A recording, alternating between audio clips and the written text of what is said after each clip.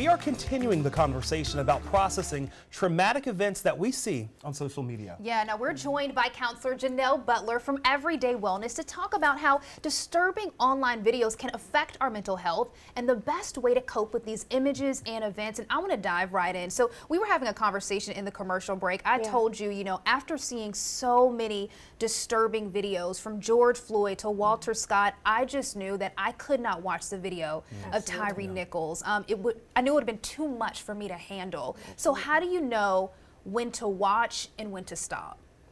You said something just now that's very imperative. You said, I just knew.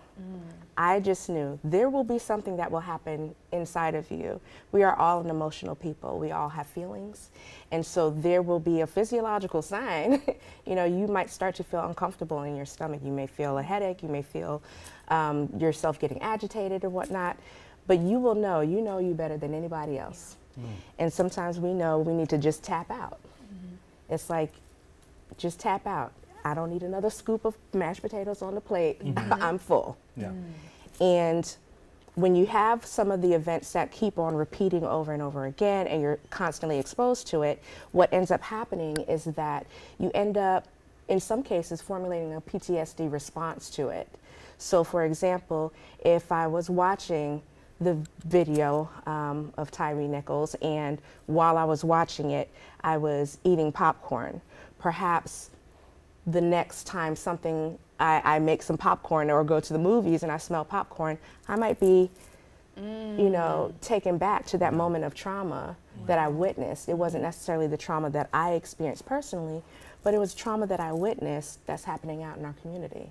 So I'm hearing it's important to give yourself a little bit of grace. Absolutely. Give your grace because you know yourself. We had a question from one of our viewers here.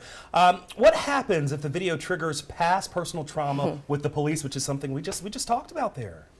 Absolutely. So one of the things, it's not uncommon for you to feel triggered, like if it's close to the event. Something that's the next day, the next week maybe, even the next month. If you are still having that same heightened experience, that same heightened emotion, 4 months later, 6 months, years later, that's time for you to go and seek professional help. Absolutely. Like, we can't live life on our own. If we could fix ourselves and everything, all these other professions wouldn't exist. Right, exactly.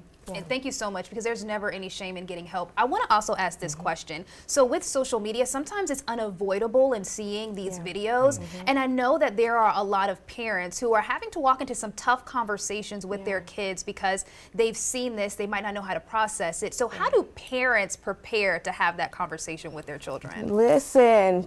Get in that mirror and practice before you say anything to the children.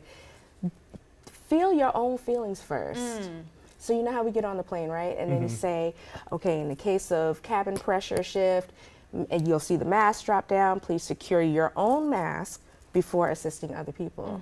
Secure your mask first. You have to check on you first. How am I feeling? Use the language that explains how you're feeling, making it comfortable for you to use the language. Practice with yourself in the mirror, and then you can go and have a conversation with your child or with your children at the level in which you know they are ready to receive information. Social media, you're right, is unavoidable. People are going to see things that are out there. If your children come to you, make it a safe space for them to explain what's going on. But if they're having other issues, get the help that's necessary. All right, well, Janelle Butler, thank you so much for being here